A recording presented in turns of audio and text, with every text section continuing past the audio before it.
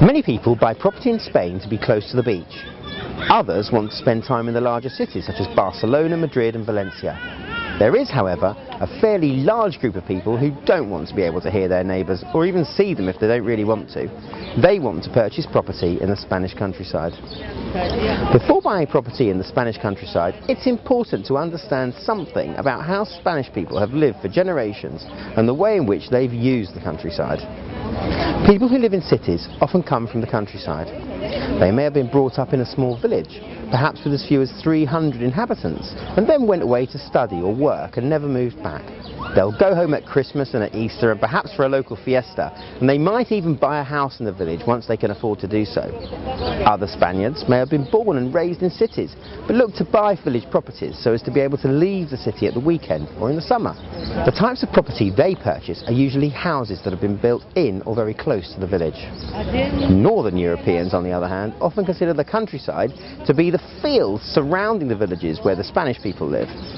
They see huge expanses of land, rolling hills and beautiful scenery and think, wouldn't it be great to spend time here by the pool with friends, throwing dinner parties, playing tennis and having a wonderful time. They may even find 3 or 4 acres with a house built on the land and a huge swimming pool with crystal clear water. Owning and living in a property like that is for many people living the Spanish dream. The trouble is that the fields surrounding the villages are agricultural land. That's why the Spanish don't tend to live there. Historically, the Spanish farmer would live in the village and set off every morning for his fields, whether to work the land where he might have had olive trees or almond trees or perhaps even peaches or oranges, or perhaps to look after his sheep, his goats or his cows.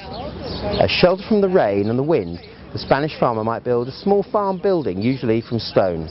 That's why one can travel through the Spanish countryside and see what are called casitas, or little houses, scattered across the landscape.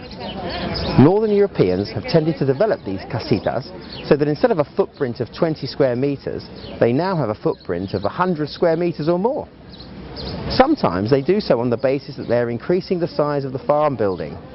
The trouble is, they then put windows in the extension, a bathroom or two, a kitchen, and convert the water reservoir into a swimming pool. This might be done with some sort of planning permission, but not with planning permission for a dwelling. If it were so easy to obtain planning permission for dwellings in the countryside, the Spanish would be doing it en masse. So, when you find a beautiful countryside property, you need to think to yourself, when was this property built? Was proper planning permission obtained? Can I see a copy of the planning permission?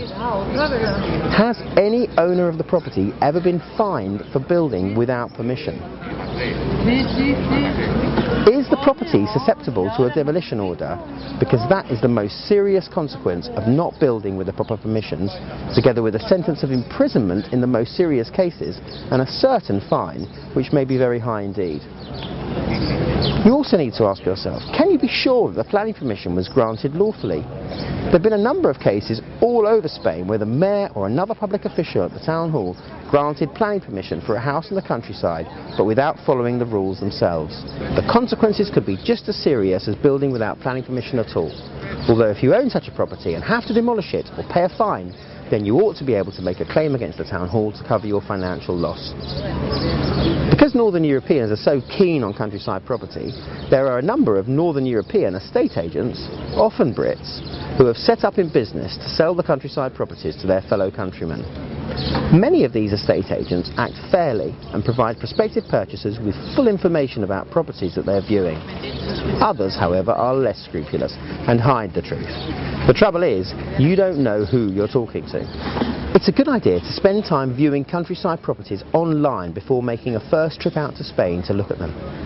However, many people seem to be visiting Spain with a view to buying the property that they've seen online, as long as everything is as they've been told by the estate agent in emails or perhaps on the phone.